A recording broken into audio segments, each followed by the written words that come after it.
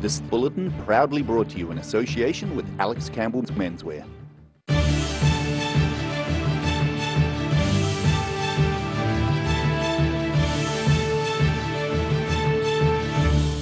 Tonight on the South Today, Southland firefighters are concerned a massive blaze in the Aaru Wetlands could flare up again. Great fruit, but one of the toughest seasons for North Canterbury wine growers. And some Matoda farmers begin harvesting a bumper crop of medicinal cannabis.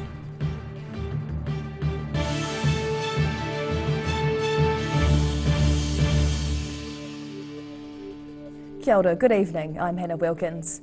Firefighters are concerned a fire that has devastated conservation land in Southland could flare up again. There's some showers forecast in the area for the next few days, but strong winds could restart the blaze. The massive fire that started on the 2nd of April at the Aaru Waituna Wetlands has burnt through almost 1,500 hectares of land. The area, about 15 kilometres southeast of Invercargill, is considered to be internationally and culturally significant with vulnerable wildlife. The estimated cost of fighting the blaze is already $800,000, but that cost could rise as ground crews and helicopters continue to dampen down hotspots to prevent flare-ups.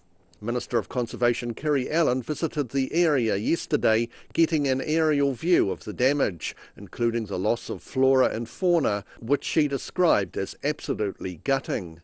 She didn't rule out government support, but wouldn't commit any funds during her visit. Conditions have been difficult since the fire began, with strong winds grounding helicopters and the drought creating tinder-dry conditions. Fire and Emergency NZ says it will take at least 100 millimetres of rain to rehydrate the ground to the conditions it would normally be this time of year. In Southland, the South Today. A Seacliff man who shot his ex-partner's new boyfriend in the head has pleaded guilty to attempted murder. 24-year-old Krishan Dick Karatai appeared in the High Court at Dunedin this morning, where he admitted a charge of attempted murder. Court documents reveal the defendant was trespassed from his ex-girlfriend's home in Karatane last August. He returned to her house in October, sounding his car horn and demanding she come out and talk to him. It's alleged he then took a loaded rifle from his car, firing a single shot through the locked glass door, which hit the woman in the head. Dick Karatai fled the scene and was arrested shortly afterwards. A rifle and ammunition were found in the car. He was remanded in custody and is due to be sentenced in June. The annual grape harvest is underway in North Canterbury, and winemakers there are celebrating good returns despite many saying it's their toughest season yet. Growers say the fruit is looking great despite the Omicron wave causing labour shortages, along with a mixed bag weather-wise, including too much rain and not enough sunshine. Grapes galore. Viticulture is big business in North Canterbury, with more than 1,600 hectares worth of prime grapes due to be harvested this month. That has growers here crossing their fingers for fine weather for the rest of April. Greystone Wine's viticulturist Mike Saunders, who's chair of the North Canterbury Wine Growers Association, says this year's vintage will be remembered as one of their toughest. It's cooler, but it's definitely wetter, and we've had sort of pretty regular rain events, which hasn't helped either. So, yeah, climate and attached to that COVID on as well, and and labour shortage is it's been an interesting season, definitely. Greystone Wines has about 4 weeks to harvest between 150 and 160 tonnes of grapes, but are at the mercy of the weather and labour. Saunders says pre-COVID, there were 70 to 80,000 backpackers working the harvest around the country, but now there's only a couple of thousand. Yeah, our local labour contractor has struggled to get and retain staff, and then just on any one day, you're never sort of certain how many are actually going to turn up. So that definitely makes planning your harvest a lot more difficult as well. With all the rain, vineyard workers had to manipulate the canopies to increase airflow and sunlight, along with weed management to reduce humidity. And they've been employing sheep to keep the grass down between the vines. Early flowering has seen a lower harvest for Greystone's Pinot Noir grape crop, but their Riesling vines are set to produce a strong harvest this season. In Canterbury, the South Today. The government has announced it'll open up the country's borders to an additional 1,500 experienced primary sector workers. Federated Farmers says the decision is a shot in the arm for those struggling to recruit enough staff locally. Employment spokesman Chris Lewis says the organisation has been ratcheting up the pressure on the government to take this necessary step for many months. He hopes the late decision will give enough time to get workers into New Zealand in time for the important jobs, including the busy spring dairy calving season. Border exceptions have been increased for a number of positions, including dairy farm managers, meat workers, forestry workers and wood processors. A crop of medicinal cannabis growing in a field near Gore has exceeded expectations for the company behind the trial planting. The flowers from the harvest are set to be turned into a range of therapeutic health products obtainable with a doctor's prescription. Medicinal cannabis growing outdoors in Southland. This hectare-sized plot near Gore is one of 4 trial plantings by Mataura-based company Southern Medicinal, which has set up a hemp propagating and manufacturing business in the town's former paper mill.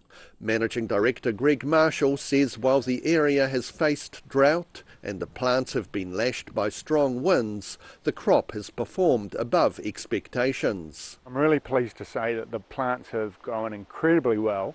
And we've now actually, despite all the headwinds, looks like we're exceeding our initial targets. While this strain of plant doesn't have the psychoactive compound THC that can make you high, the flowers do contain a chemical called CBD or cannabidiol.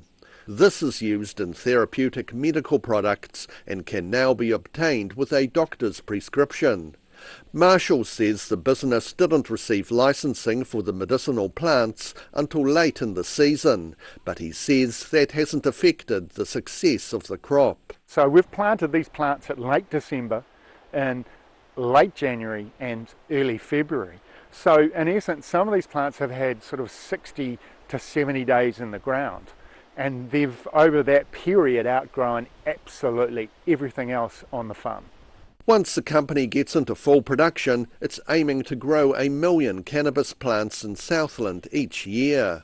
The company's also aiming for little waste. After the flowers are extracted from the plants, the leaves and stems will be processed into an experimental animal feed.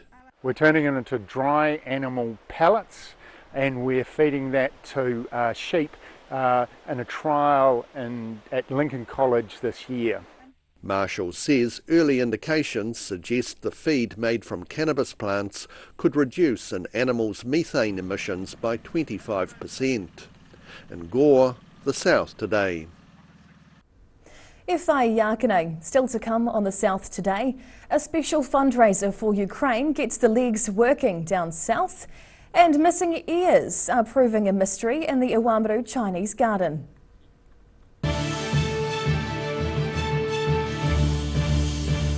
All new episodes of Put Some Colour in Your Life are now screening on Channel 39. Take a look at Australian artists and the techniques they use in their studio. Put Some Colour in Your Life, Tuesdays, 7:30.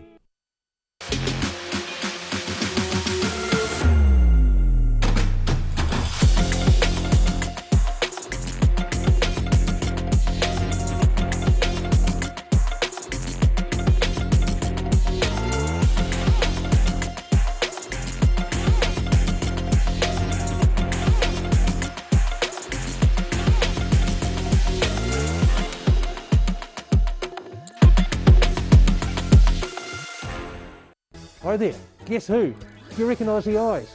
Oh okay, it's a haircut. Anyway, it's Lindsay here from Alex Campbell Menswear. Our 3 stores are carrying on as usual. Despite what's happening in the world, we have got some great stock for you.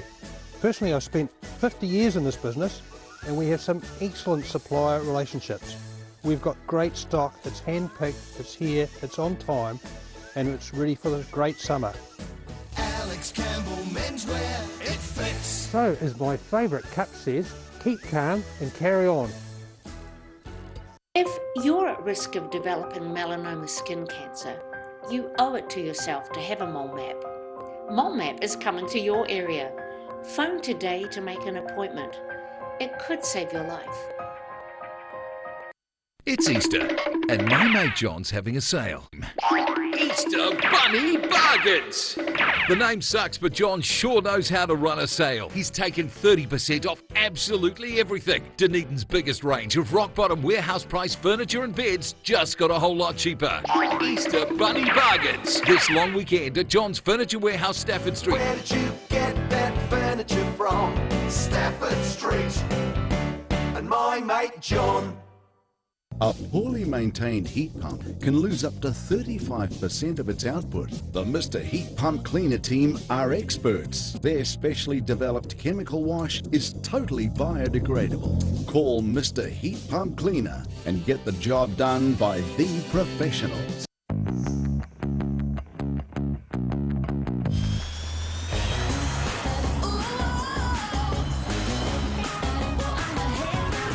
Spark your joy with jazz, the next generation from Honda. Hi, we're H Concern Otago. H Concern Otago hosts a multitude of social activities, including interwalks.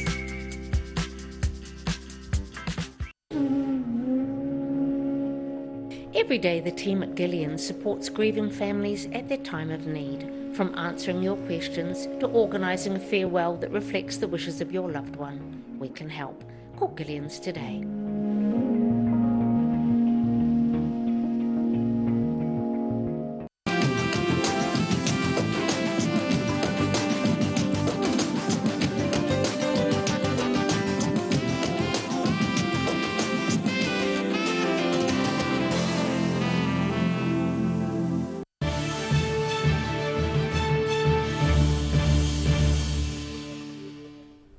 Tēnā koe, welcome back. Government officials have estimated around 50,000 New Zealanders will leave the country over the next year, heading off on an OE or for work as the borders reopen. The Ministry of Business, Innovation and Employment estimates at the very most up to 125,000 New Zealanders could leave in the next year. And there's a lot of pent-up demand after 2 years of COVID-19 restricting travel, with about 120,000 young people missing out on their traditional post-high school or university OE. It was also likely other countries would now start recruiting for New Zealand workers again, with Australian companies known to be keen on Kiwis. ACT Party leader David Seymour warns the cost of living and wage gap in New Zealand could do little to keep people here. A group of Gore residents took to the streets recently for a special fundraising Walk with Ukraine. About 50 people took part in the event, walking along streets in the centre of town. Walking in solidarity with people in war-torn Ukraine. This fundraising event in Gore representing those who are being forced to walk away from their homes in a Northern Hemisphere winter. Linda McDonald was one of the participants and proud to be among the 50-odd people taking part in last Friday's walk on a cold, windy night. Ukrainian people are walking in snow. Tonight we are going out in solidarity, walking with them on a night that is a bit blustery, but we're not walking in snow. The specially organised walk raised about $600 for Tear Fund's work in Ukraine, with candles lit at the end to acknowledge residents there. Organiser Jenny Williams says the walk was a worthwhile experience for those taking part, with a number of children also joining in. For just out of solidarity, even though we can't do anything this far away except our little bit of giving a few dollars here and there, but it's just to share the heart of it, I guess. Walkers left from Gore's Calvin Community Church for a loop around the town. Organisers say people can still donate online through the Tear Fund website. In Gore, the South Today. The Waitaki District Council is appealing for information on the vandalism of sculptures in the Awamaru Public Gardens. The 2 stone pandas in the Chinese garden have had their ears removed by an unknown person. The council's Facebook page says it can't see the point in pandering to this kind of vandal, so if you know who did it, get in touch. Just 1 ear has survived and has been taken to be used as a guide for repairing the sculptures. A 25-year career sharing a love of art has come to an end for one Dunedin man. John Newmigen has spent the last 25 years working as an educator at the Dunedin Public Art Gallery. And this afternoon he received a special goodbye from some of his young students. Walking into an unexpected farewell.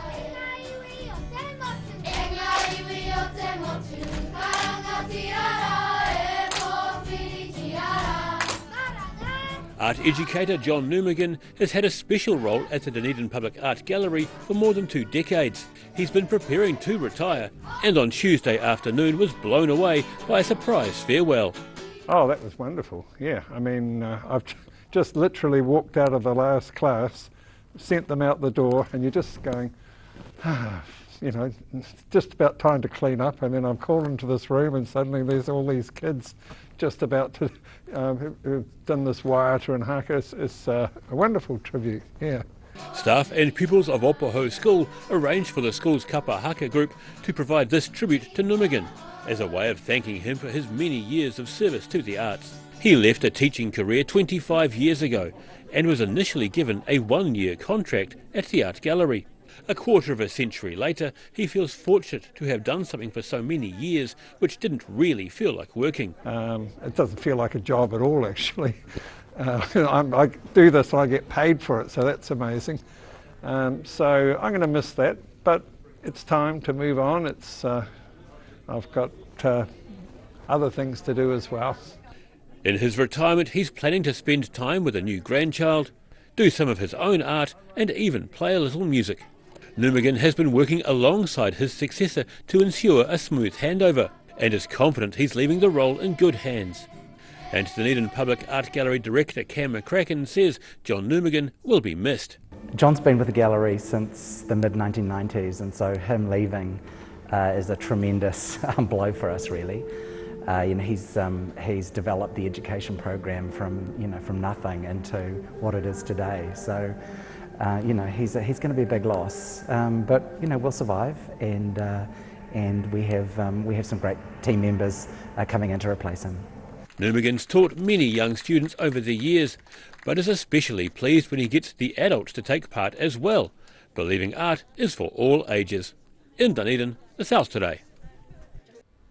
Whai Yakane. After the break on the South Today, some Dunedin school kids get a drop-in visit from an Otago rally star and a ride in the hot seat.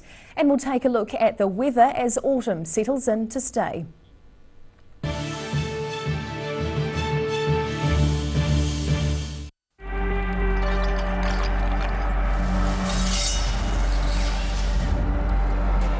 Drop when you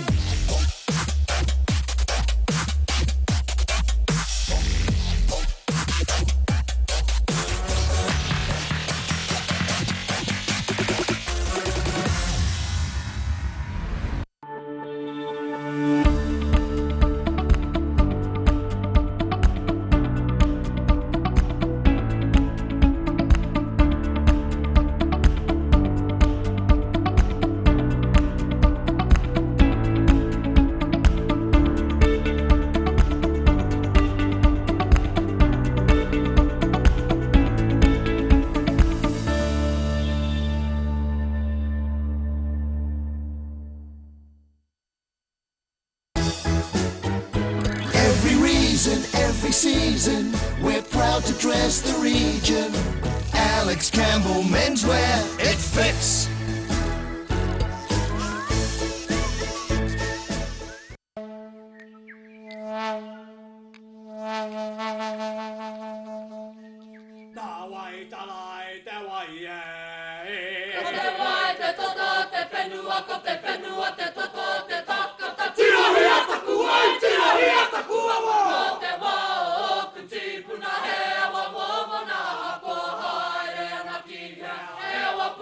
Hake hake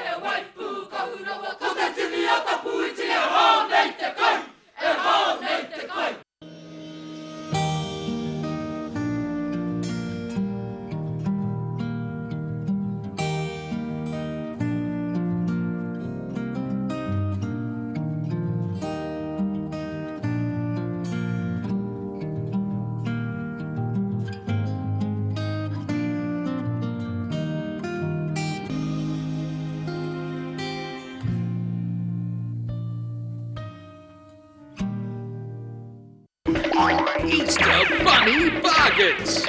The name sucks, but John sure knows how to run a sale. He's taken 30% off absolutely everything.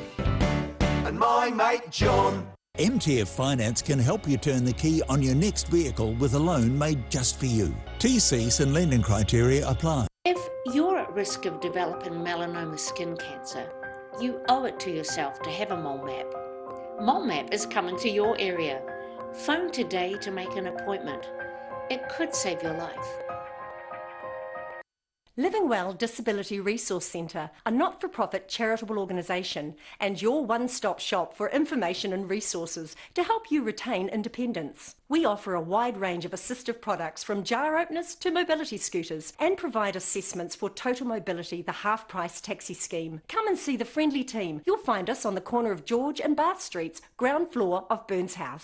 Hi, my name's Matt and I'm the Dines Group CEO. Dines is a company that's focused on selling logistics solutions to its customers. We're passionate about selling efficiency and we've been selling efficiency for over 50 years now.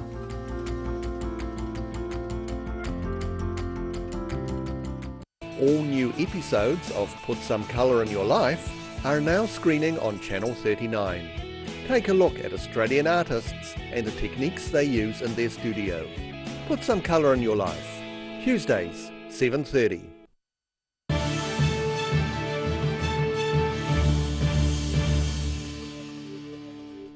Tēnā koe, welcome back. A Dunedin school was treated to a visit by a local rally star yesterday.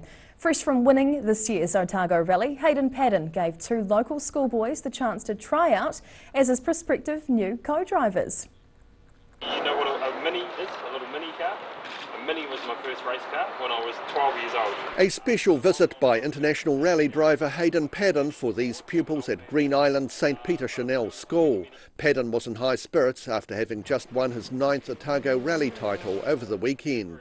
Normally based in Cromwell, the international driver made a surprise visit to the school, showing off his rally car and answering questions about his job. Try and bring some positivity, if you like, in terms of a lot of experiences like this that easy for us to do and trying to give something back. And there was a special treat for brothers Ari and Jensen West. The pair got a taste of what it's like to be a co-driver in a high-powered rally car. We went on the motorway and then we turned back around and then we went back over the motorway. The opportunity to ride alongside their hero brightened the day for the 2 youngsters who lost their mother to cancer just over a year ago. She had been a co-driver for their father, Jason West, who has a solid background in the high-octane sport. I've actually started rallying quite some years ago, and actually I used to compete against Hayden's father many years ago. So I've known Hayden since he was a little boy, about these boys' age. Padden raced his Hyundai i20 AP4 rally car over the weekend to win the 2-day event around Otago by almost 5.5 minutes ahead of the nearest rival. He says he enjoys bringing a smile to children's faces and hopes his visit might have inspired a few future rally drivers. It's always a bit of a different thing when you see a car like this in the flesh compared to when you see it on TV. Padden's set to travel to Europe later this year to race in the WRC2 competition in Estonia and Finland as part of a 100% Kiwi rally team. In Dunedin, the South Today.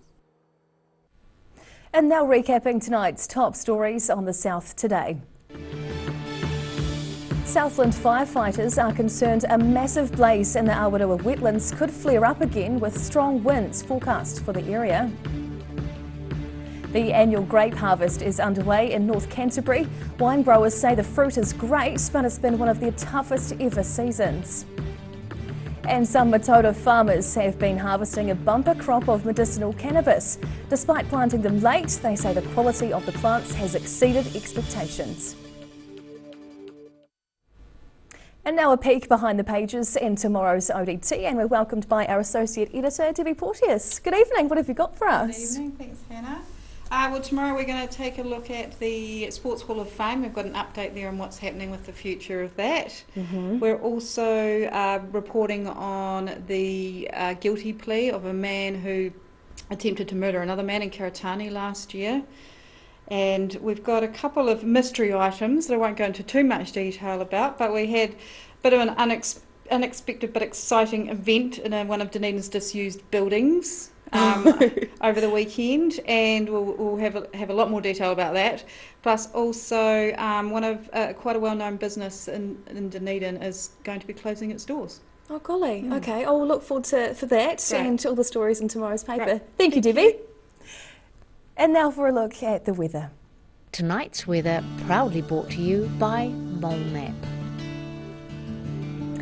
West to southwesterly airflow will remain for a while with mostly fine weather but rather cool temperatures. Heading to the top of the South Island, Nelson will be cloudy tomorrow with light winds and 20. Greymouth fine with 17 and light winds. Also fine in Christchurch with southerly breezes reaching 16 degrees. To our southern towns now, the Catlins, Balclutha, Lumsden and Gore can all expect moderate southwesterlies and highs of 13 or 14. Travelling westwards to the Central Lakes area, it'll be fine with light winds through here with Wanaka reaching 18. Queenstown and Alexandra feeling 16 as the top temperature, while Te Anau will be cooler on 14 degrees. Looking at the northern towns next, Timaru heads for 15 degrees with light winds, while Awamaru will get moderate southwesterlies and a high of 14. Twizel and Omarama will both have light winds too, reaching a fine 17 degrees. Down to Dunedin, becoming fine tonight with cold southwesterlies decreasing and an overnight low of 8 degrees. Mostly fine tomorrow with sun, cloud and southwesterlies reaching 14 and down to 3. Thursday will be a fine one with high clouds and light winds, warming up again with 17 and dropping to 7 degrees. And in Invercargill, mostly fine with southwesterlies tonight and an overnight low of 7 degrees. Fine tomorrow, reaching 14 down to 7, and Thursday brings more sun, some clouds and westerlies, a high of 14 and dropping to 7. And that's the news this Tuesday. For the latest news and videos from the southern region, head online to odt.co.nz. And you can follow Channel 39 on YouTube to catch our news bulletins on demand. Nō reira, kia pai te po, ka kite anō.